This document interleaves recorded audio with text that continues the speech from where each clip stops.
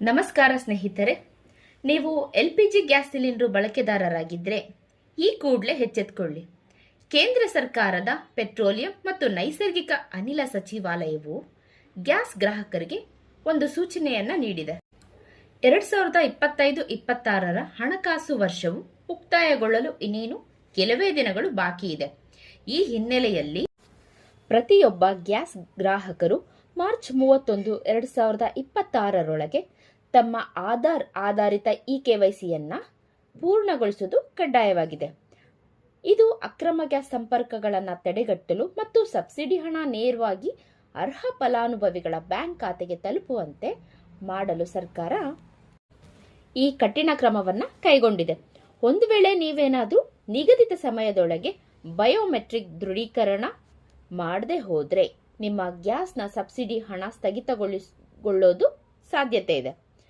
ಹಾಗಿದ್ರೆ KYC ಮಾಡೋದು ಹೇಗೆ? ನೀವು ಮನೆಯಲ್ಲೇ ಕುತ್ಕೊಂಡು KYCನ ಮಾಡ್ಕೋಬಹುದು. ಇದ್ರ ಬಗ್ಗೆ ಸಂಪೂರ್ಣ ಮಾಹಿತಿಯನ್ನು ನೀಡ್ತೀನಿ, ಬನ್ನಿ. ಮೊದಲು ಆ್ಯಪ್ನ ಡೌನ್ಲೋಡ್ ಮಾಡ್ಕೊಳ್ಳಿ. ಹೌದು, ಗೂಗಲ್ ಪ್ಲೇ ಸ್ಟೋರ್ನಿಂದ ಆಧಾರ್ ಫೇಸ್ RD ಆ್ಯಪ್ನ ನೀವು ಇನ್ಸ್ಟಾಲ್ ಮಾಡ್ಕೊಳ್ಳಿ.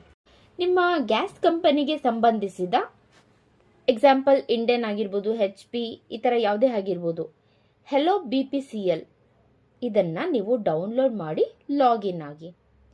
ಹಾಗೆ ಗ್ಯಾಸ್ ಆ್ಯಪ್ನಲ್ಲಿ ನೀಡಲಾದ KYC ಆಯ್ಕೆಯನ್ನು ಕ್ಲಿಕ್ ಮಾಡಿ. ಆಧಾರ್ ಫೇಸ್ RD ಆ್ಯಪ್ ಮೂಲಕ ನಿಮ್ಮ ಮುಖನ ಸ್ಕ್ಯಾನ್ ಮಾಡಿ ಕನ್ಫರ್ಮೇಷನ್ ಪ್ರಕ್ರಿಯೆಯನ್ನು ಮುಗಿಸ್ಕೊಳ್ಳಿ. ಹಾಗಿದ್ರೆ ಸಬ್ಸಿಡಿ ಹಣ ಸ್ಥಗಿತಗೊಳ್ಳೋದು ಯಾವಾಗ ಅಂತ ನೋಡೋಣ, ಬನ್ನಿ. ಗ್ಯಾಸ್ ಸಬ್ಸಿಡಿ ನಿಯಮಗಳ ಬಗ್ಗೆ ನಾವೀಗಾಗಲೇ ಪ್ರತಿಯೊಬ್ಬರು ತಿಳ್ಕೊಂಡಿರಲೇಬೇಕು.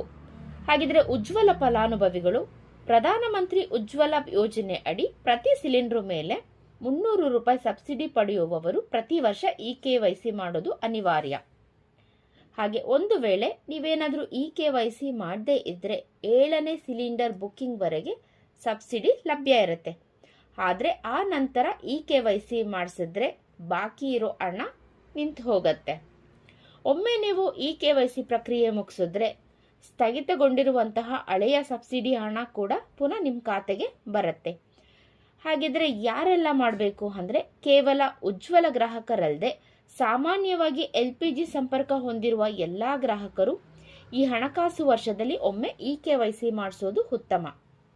ಈಗಾಗಲೇ ನೀವು 25-26 ವರ್ಷದ KYC ಪೂರ್ಣಗೊಳಿಸಿದ್ರೆ ಪುನಃ ಮಾಡುವಂತಹ ಅವಶ್ಯಕತೆ ಇಲ್ಲ.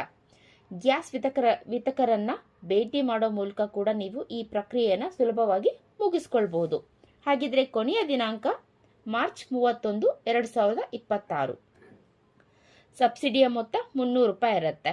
ಹಾಗಿದ್ರೆ ಬೇಕಾಗಿರುವಂತಹ ಡಾಕ್ಯುಮೆಂಟ್ಸ್ ಆಧಾರ್ ಕಾರ್ಡ್ ಮತ್ತೆ ಲಿಂಕ್ ಆಗಿರುವಂತಹ ಮೊಬೈಲ್ ನಂಬರ್ ಇರಬೇಕು.